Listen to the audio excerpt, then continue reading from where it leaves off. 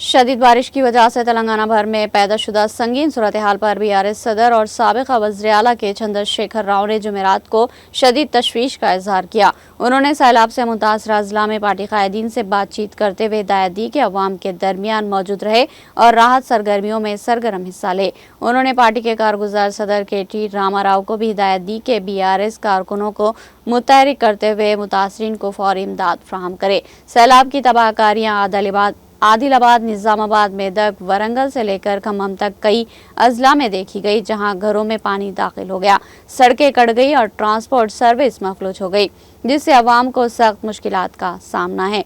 मौसलाती और बिजली का निज़ाम भी शदीद मुतासिर हुआ और अवाम पीने के पानी और साफ पानी के लिए परेशान है। चंद्रशेखर राव ने कहा कि सूरत हाल से निपटने के लिए फौरी इक़दाम की ज़रूरत है ताकि कीमती जानों को बचाया जा सके और मुतासिर अवाम को दरकार इमदाद फराहम की जा सके।